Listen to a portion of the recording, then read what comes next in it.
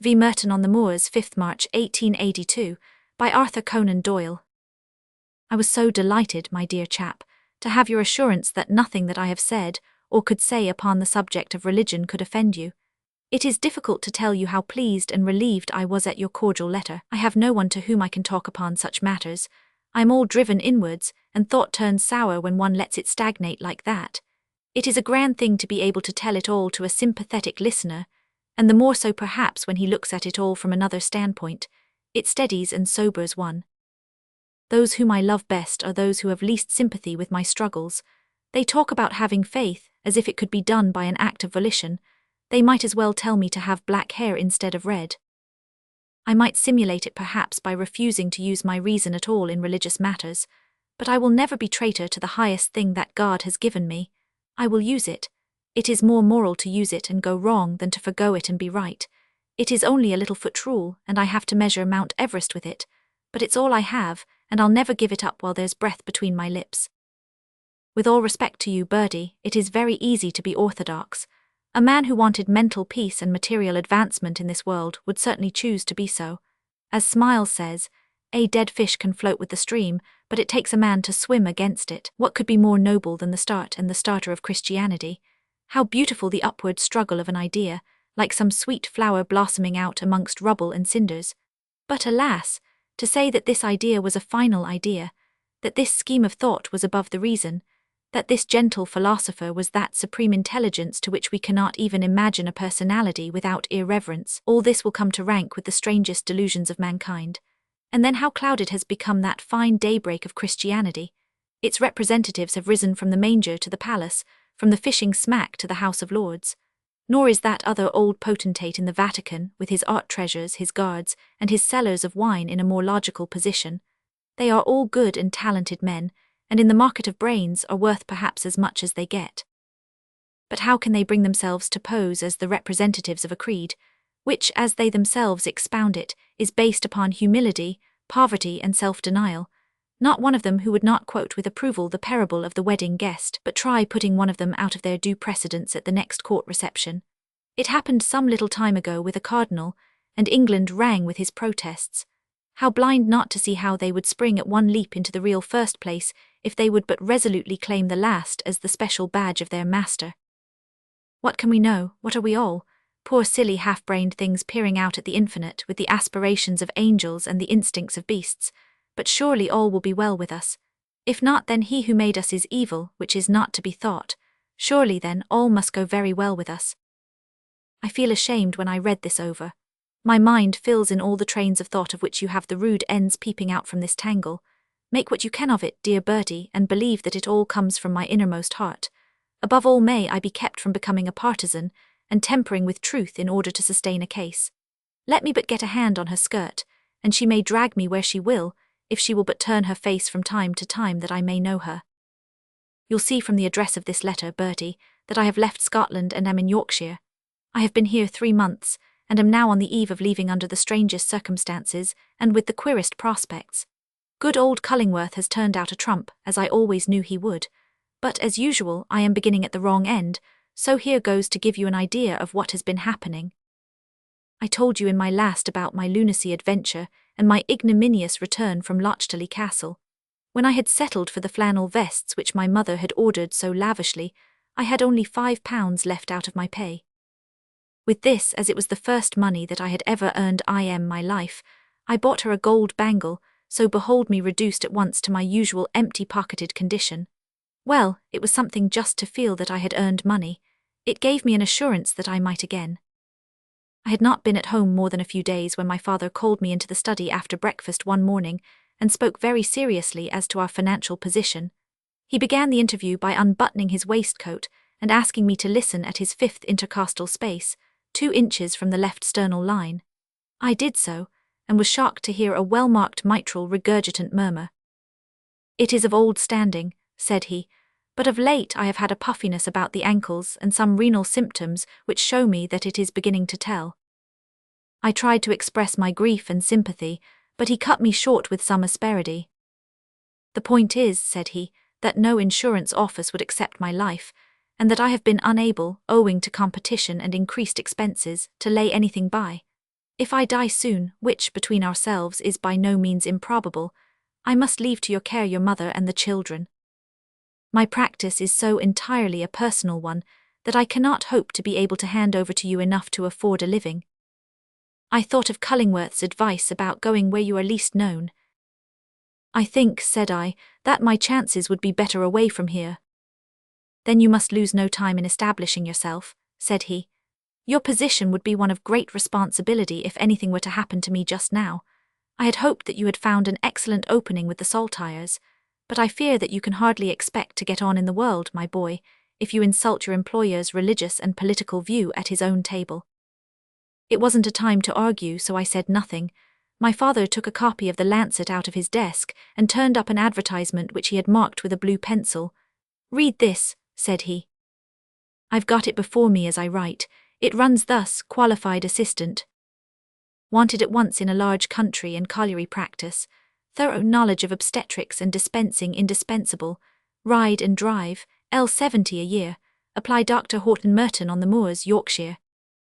There might be an opening there, said he. I know Horton, and I am convinced that I can get you the appointment. It would at least give you the opportunity of looking round and seeing whether there was any vacancy there. How do you think it would suit you? Of course, I could only answer that I was willing to turn my hand to anything. But that interview has left a mark upon me, a heavy ever-present gloom away at the back of my soul, which I am conscious of even when the cause of it has for a moment gone out of my thoughts. I had enough to make a man serious before, when I had to face the world without money or interest. But now to think of the mother and my sisters, and little Paul all leaning upon me when I cannot stand myself, it is a nightmare. Could there be anything more dreadful in life than to have those whom you love looking to you for help, and to be unable to give it? But perhaps it won't come to that. Perhaps my father may hold his own for years. Come what may, I am bound to think that all things are ordered for the best, though when the good is a furlong off, and we with our beetle eyes can only see 3 inches, it takes some confidence in general principles to pull us through. Well, it was all fixed up, and down I came to Yorkshire. I wasn't in the best of spirits when I started, Birdie, but they went down and down as I neared my destination. How people can dwell in such places passes my comprehension. What can life offer them to make up for these mutilations of the face of nature?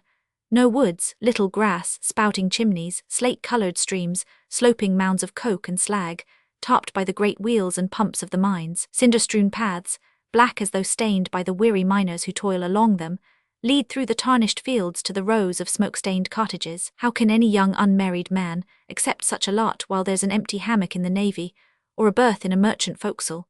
How many shillings a week is the breath of the ocean worth?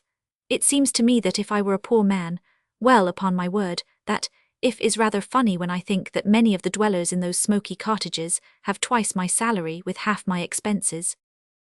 Well, as I said, my spirits sank lower and lower until they got down into the bulb, when on looking through the gathering gloom I saw Merton printed on the lamps of a dreary dismal station. I got out, and was standing beside my trunk and my hat-box, waiting for a porter, when up came a cheery-looking fellow and asked me whether I was Dr. Stark Munro. I'm Horton, said he, and shook hands cordially. In that melancholy place the sight of him was like a fire on a frosty night. He was gaily dressed in the first place, check trousers, white waistcoat, a flower in his buttonhole, but the look of the man was very much to my heart. He was ruddy-cheeked and black-eyed, with a jolly stout figure and an honest genial smile. I felt as we clinched hands in the foggy grimy station that I had met a man and a friend. His carriage was waiting, and we drove out to his residence, the Myrtles, where I was speedily introduced both to his family and his practice. The former is small and the latter enormous. The wife is dead, but her mother, Mrs. White, keeps house for him, and there are 2 dear little girls about 5 and 7.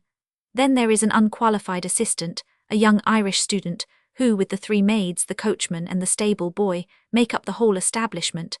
When I tell you that we give 4 horses quite as much as they can do, you will have an idea of the ground we cover. The house, a large square brick one, standing in its own grounds, is built on a small hill in an oasis of green fields. Beyond this, however, on every side the veil of smoke hangs over the country, with the mine pumps and the chimneys bristling out of it. It would be a dreadful place for an idle man, but we are all so busy that we have hardly time to think whether there's a view or not. Day and night we are at work, and yet the 3 months have been very pleasant ones to look back upon. I'll give you an idea of what a day's work is like. We breakfast about 9 o'clock, and immediately afterwards the morning patients begin to drop in. Many of them are very poor people belonging to the colliery clubs, the principle of which is that the members pay a little over a halfpenny a week all the year round, well or ill, in return for which they get medicine and attendance free. Not much of a catch for the doctors, you would say, but it is astonishing what competition there is among them to get the appointment. You see, it is a certainty for one thing, and it leads indirectly to other little extras. Besides, it amounts up surprisingly. I have no doubt that Horton has 500 or 600 a year from his clubs alone. On the other hand, you can imagine that club patients, since they pay the same in any case, don't let their ailments go very far before they are round in the consulting room. Well then, by 9:30 we are in full blast. Horton is seeing the better patients in the consulting room, I am interviewing the poorer ones in the waiting room, and McCarthy, the Irishman, making up prescriptions as hard as he can tear. By the club rules, patients are bound to find their own bottles and corks. They generally remember the bottle, but always forget the cork. "You must pay a penny or else put your forefinger in," says McCarthy. They have an idea that all the strength of the medicine goes if the bottle is open, so they trot off with their fingers stuck in the necks. They have the most singular notions about medicines.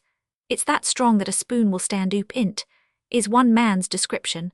Above all, they love to have 2 bottles, one with a solution of citric acid and the other with carbonate of soda.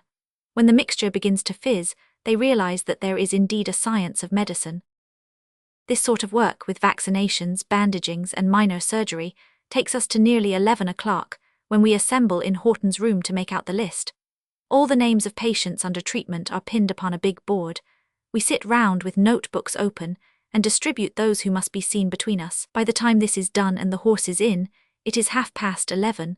Then away we all fly upon our several tasks, Horton in a carriage and pair to see the employers, I in a dog-cart to see the employed, and McCarthy on his good Irish legs to see those chronic cases to which a qualified man can do no good, and an unqualified no harm. Well, we all work back again by 2 o'clock when we find dinner waiting for us. We may or may not have finished our rounds. If not, away we go again. If we have, Horton dictates his prescriptions and strides off to bed with his black clay pipe in his mouth. He is the most abandoned smoker I have ever met with, collecting the dottles of his pipes in the evening and smoking them the next morning before breakfast in the stable yard. When he has departed for his nap, McCarthy and I get to work on the medicine. There are perhaps 50 bottles to put up with pills, ointment, etc. It is quite 4:30 before we have them all laid out on the shelf addressed to the respective invalids. Then we have an hour or so of quiet, when we smoke or read or box with the coachman in the harness room. After tea the evening's work commences. From 6 to 9 people are coming in for their medicine, or fresh patients wishing advice. When these are settled we have to see again any very grave cases which may be on the list, and so, about 10 o'clock, we may hope to have another smoke, and perhaps a game of cards. Then it is a rare thing for a night to pass without one or other of us having to trudge off to a case which may take us 2 hours, or may take us 10. Hard work, as you see, but Horton is such a good chap and works so hard himself that one does not mind what one does. And then we are all like brothers in the house, our talk is just a rattle of chaff, and the patients are as homely as ourselves, so that the work becomes quite a pleasure to all of us. Yes, Horton is a real right-down good fellow. His heart is broad and kind and generous. There is nothing petty in the man. He loves to see those around him happy, and the sight of his sturdy figure and jolly red face goes far to make them so. Nature meant him to be a healer, for he brightens up a sick room as he did the Merton station when first I set eyes upon him. Don't imagine from my description that he is in any way soft, however. There is no one on whom one could be less likely to impose. He has a temper which is easily aflame and as easily appeased. A mistake in the dispensing may wake it up, and then he bursts into the surgery like a whiff of cast wind, his checks red, his whiskers bristling and his eyes malignant. The day-book is banged, the bottles rattled, the counter thumped, and then he is off again with 5 doors slamming behind him. We can trace his progress when the black mood is on him by those dwindling slams. Perhaps it is that McCarthy has labelled the cough mixture as the eye wash, or sent an empty pillbox with an exhortation to take one every 4 hours.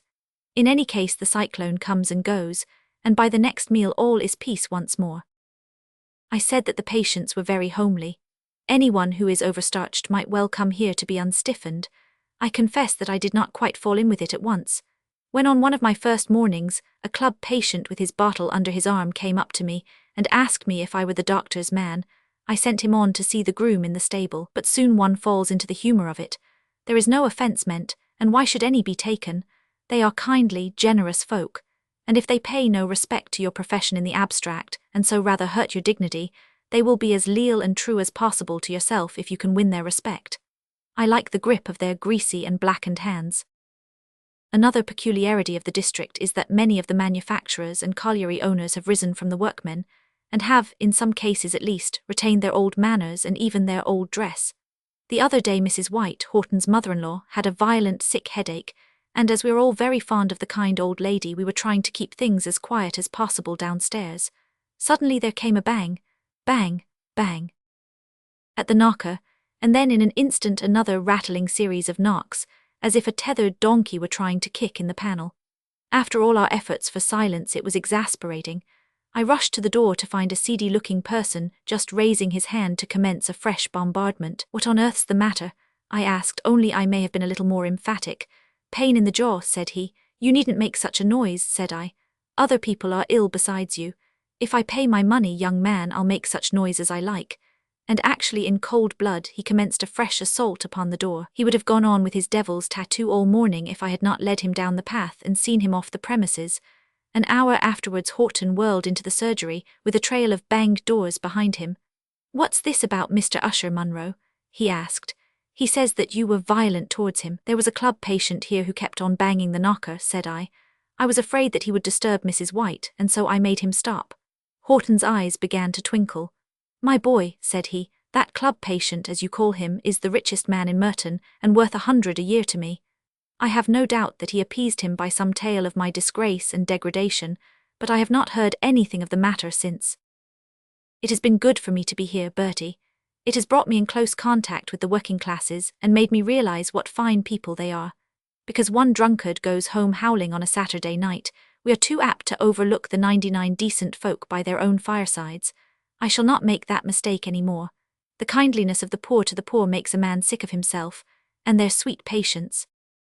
Depend upon it, if ever there is a popular rising, the wrongs which lead to it must be monstrous and indefensible. I think the excesses of the French Revolution are dreadful enough in themselves, but much more so as an index to the slow centuries of misery, against which they were a mad protest. And then the wisdom of the poor. It is amusing to read the glib newspaper man writing about the ignorance of the masses. They don't know the date of Magna Charta, or whom John of Gaunt married, but put a practical up-to-date problem before them, and see how unerringly they take the right side. Didn't they put the Reform Bill through in the teeth of the opposition of the majority of the so-called educated classes?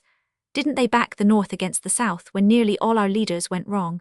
When universal arbitration and the suppression of the liquor traffic comes, is it not sure to be from the pressure of these humble folks? They look at life with clearer and more unselfish eyes. It's an axiom, I think, that to heighten a nation's wisdom you must lower its franchise. I often have my doubts, Bertie, if there is such a thing as the existence of evil. If we could honestly convince ourselves that there was not, it would help us so much in formulating a rational religion. But don't let us strain truth even for such an object as that. I must confess that there are some forms of vice, cruelty for example, for which it is hard to find any explanation, save indeed that it is a degenerate survival of that warlike ferocity which may once have been of service in helping to protect the community. No, let me be frank, and say that I can't make cruelty fit into my scheme. But when you find that other evils, which seem at first sight black enough, really tend in the long run to the good of mankind, it may be hoped that those which continue to puzzle us may at last be found to serve the same end in some fashion which is now inexplicable. It seems to me that the study of life by the physician vindicates the moral principles of right and wrong. But when you look closely, it is a question whether that which is a wrong to the present community may not prove to have been a right to the interests of posterity. That sounds a little foggy, but I will make my meaning more clear when I say that I think right and wrong are both tools which are being wielded by those great hands which are shaping the destinies of the universe, that both are making for improvement, but that the action of the one is immediate, and that of the other more slow, but none the less certain. Our own distinction of right and wrong is founded too much upon the immediate convenience of the community, and does not inquire sufficiently deeply into the ultimate effect. I have my own views about nature's methods, though I feel that it is rather like a beetle giving his opinions upon the Milky Way. However, they have the merit of being consoling, for if we could conscientiously see that sin served a purpose, and a good one, it would take some of the blackness out of life. It seems to me then that nature, still working on the lines of evolution, strengthens the race in two ways. The one is by improving those who are morally strong, which is done by increased knowledge and broadening religious views. The other, and hardly less important, is by the killing off and extinction of those who are morally weak.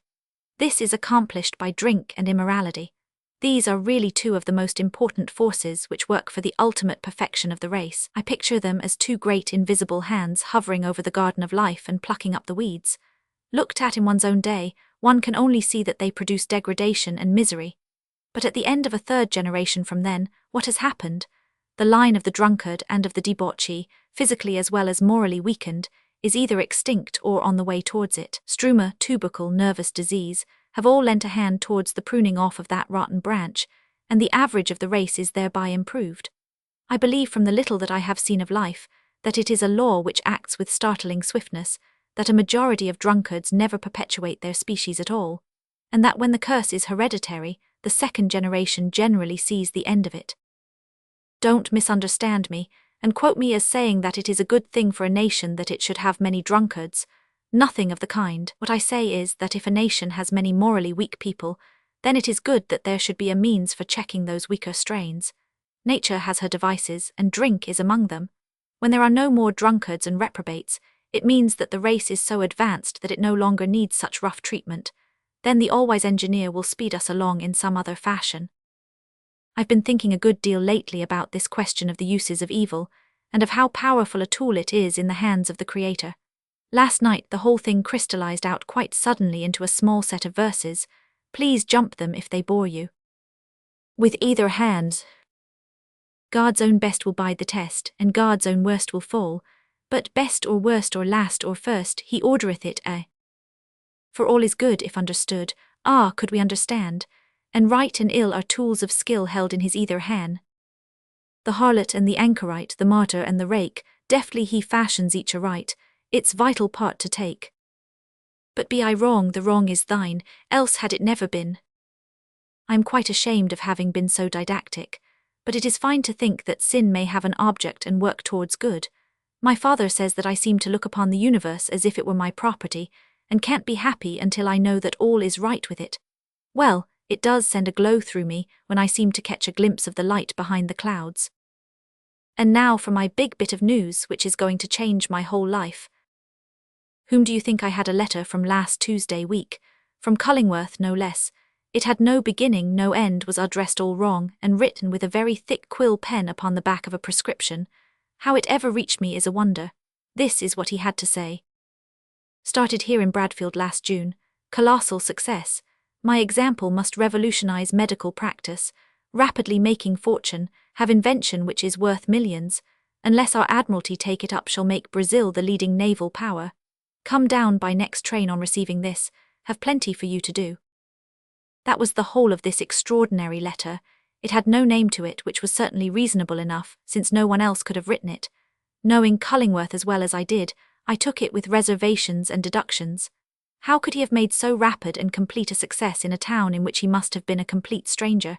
It was incredible, and yet there must be some truth in it, or he would not invite me to come down and test it. On the whole, I thought that I had better move very cautiously in the matter, for I was happy and snug where I was, and kept on putting a little by, which I hoped would form a nucleus to start me in practice. It is only a few pounds up to date, but in a year or so it might mount to something. I wrote to Cullingworth, therefore, thanking him for having remembered me, and explaining how matters stood. I had had great difficulty in finding an opening, I said, and now that I had one I was loth to give it up save for a permanency. 10 days passed, during which Cullingworth was silent. Then came a huge telegram. Your letter to hand, why not call me a liar at once? I tell you that I have seen 30,000 patients in the last year. My actual takings have been over £4,000. All patients come to me. Would not cross the street to see Queen Victoria. You can have all visiting, all surgery, all midwifery. Make what you like of it. Will guarantee £300 the first year. Well, this began to look more like business, especially that last sentence. I took it to Horton and asked his advice. His opinion was that I had nothing to lose and everything to gain, so it ended by my wiring back accepting the partnership, if it is a partnership, and tomorrow morning I am off to Bradfield with great hopes and a small portmanteau. I know how interested you are in the personality of Cullingworth, as every one is who comes, even at second hand, within range of his influence, and so you may rely upon it that I shall give you a very full and particular account of all that passes between us. I am looking forward immensely to seeing him again, and I trust we won't have any rows. Goodbye, old chap, my foot is upon the threshold of fortune, congratulate me.